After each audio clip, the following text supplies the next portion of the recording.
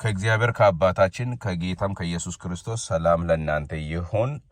ዛሬ ለማየት ወደ እናንተ የመጣሁት ሆሳዕና እና የክርስቶስ አካል በሚል ርዕስ ትንሽ ነገር ለመናገር ፈልጌ ነው የመጣሁት።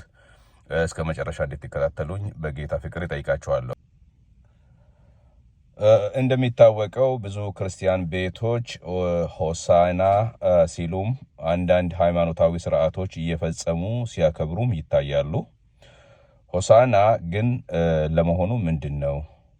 በዚህ ዘመን ሆሳዕና ማለትስ ተገቢ ነው ወይ የሚሉትን ጥያቄዎች በዚህ ቪዲዮ ውስጥ የምንመልሰው ጉዳይ ይሆናል። ሆሳዕና ማለት ወይም ደግሞ ሆሳና ከሁለት የህብሩ ቃል ያሻ እና አና ከሚል የተመሰረተ ነው። ያሻ ማለት ማዳን ሲሆን አና ማለት ደግሞ እጸልያለሁ ወይም እለምናለሁ ማለት ይሆናል። ያሻሃና ወይም ሆሳዕና ማለት እንግዲህ ሴቭ ናው ኦር ሴቭ አስ ዊ ፕሬይ ምን ማለት ነው? አሁን አድን በማለት ወደ አንድ አካል እርዳታ ጥሪ ማቅረብ ይሆናል። ዕብራውያኑ በዛን ዘመን የነበራቸው ከሮማውያን ነፃ ለመውጣት ፍላጎት ስነሳ እውነትም አሁን አድን ማለታቸው ተገቢ እና ወቅታዊ ልመና ነበር ለማለት ይቻላል። ኢየሱስ ከቤተ ፋጌ ወደ ኢየሩሳሌም ሲሄድ ሕዝቡ ሆሳዕና አሁን አድን እያሉ በየመንገዱ ልብሳቸውንም የዛፍ ቅጠልንም እያነጠፉለት የልመና ጩኸት እየጮሁ ይሄዱ እንደነበረ ማቴዎስ 21 ቁጥር 9 ላይ እናገኛለን። ግን እነዚህ ሰዎች የተከተሉት አሁን አድን እያሉ የተከተሉት ለምንድን ነው? ከምን ለመዳን ፈልገው ነው? ከኃጢአት ነው ወይስ ከዘላለም ሞት? ከበሽታ ወይንስ ሌላ ከሮማውያን ቅኝ ግዛት ይሁን? እነዚህን ጥያቄዎች ትክክለኛ መልስ የምናገኘው በማርቆስ ወንጌል ምዕራፍ 11 ከቁጥር 9 እስከ 10 ላይ በሰፈረው የጌታ ቃል ውስጥ ይሆናል። ያ ክፍል ምን ይላል መሰላችሁ? የሚቀድሙትም የሚከተሉትም ሆሳዕና በጌታ ስም የሚመጣ የተባረከ ነው፣ በጌታ ስም የምትመጣ የአባታችን የዳዊት መንግስት የተባረከች ናት፣ ሆሳዕና በአርያም እያሉ ይጮው ነበር ይላል። ከዚህ የምንረዳው እንግዲህ በወቅቱ የእስራኤላውያን ጥማትና ጉጉት ከሮማውያን ቅኝ ገዥ ወጥቶ የአባታቸውን የዳዊት መንግስት ምስረታ ነበር ማለት ይቻላል። አሁን አድን ያስባላቸውም ይሄው ነው።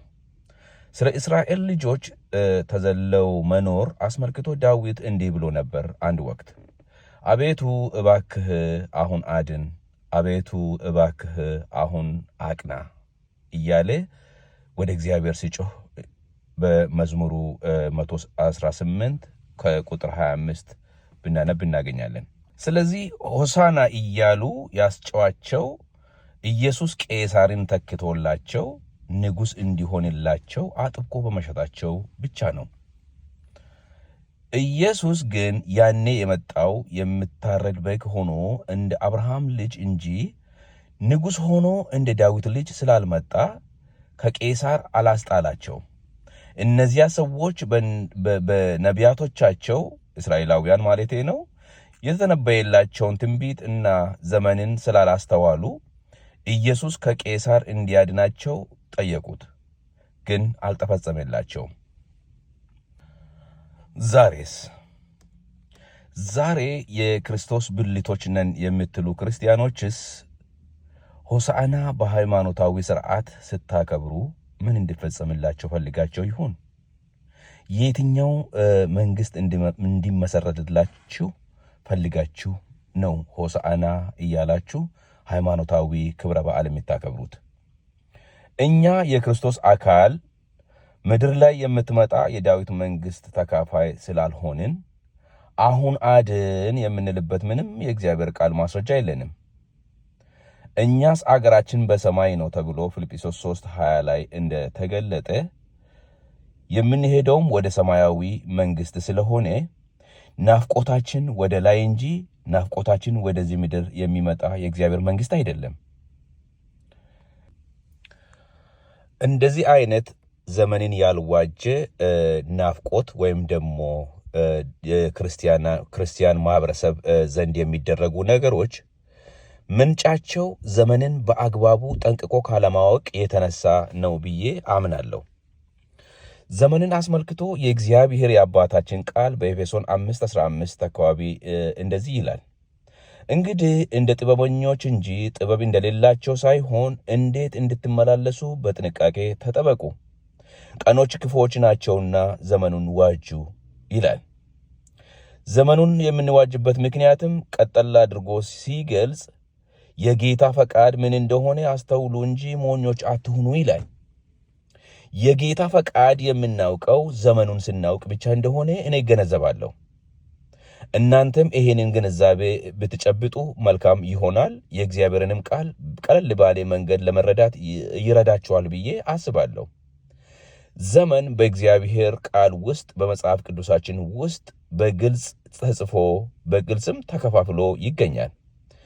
ዘመኑን ያልዋጀ አኗኗር፣ ዘመኑን ያልዋጀ ክርስቲያናዊ ሕይወት ትርፉ ድካም ይመስለኛል። ስለዚህ ወንድሞች ሆይ እግዚአብሔር የመርህ አምላክ ነው። የመርህ አምላክ ስለሆነም ያለ ዘመኑ ከቃሉ ውጭ ምንም አያደርግም፣ ምንም ነገር አያከናውንም። ዘመንን መርምረን በዘመኑ ልክ ከእግዚአብሔር ከአባታችን ጋር እንድንነጋገር፣ ከእግዚአብሔር ከአባታችን ጋር እንድናወራ፣ ደግሞም እንደ ክርስቶስ አካል በዚህ ዘመን ከኛ እንደሚፈለግ ለመኖር በዚህ ዘመን የእግዚአብሔር የአባታችን ሐሳብና ፈቃድ ምንድነው የሚለውን ነገር ከእግዚአብሔር ቃል ለይተን ጠንቅቀን ማወቅ ያስፈልገናል። እነዚህን ነገሮች ካላወቅን እረፍት አናገኝም። እነዚህን ነገሮች ካላወቅን በክርስትና ሕይወታችንም ደስተኞች አንሆንም። እንዲሁ እንደ ዓለማውያን በየጊዜው የሚደረጉ ነገሮች ጋር ስንሮጥ ዘመናችን ያልቃል ማለት ነው። ስለዚህ ዘመኑን በደንብ አድርገን ጠንቅቀን ማወቅና በዘመኑ ልክ ከኛ እንደሚጠበቅ ክርስቲያናዊ ሕይወት ይኑረን የሚል ሐሳብ አለኝ። የጌታ ጸጋና ሰላም ከእናንተ ጋር ይሁን። ስለተከታተላችሁኝ በጣም አመሰግናለሁ።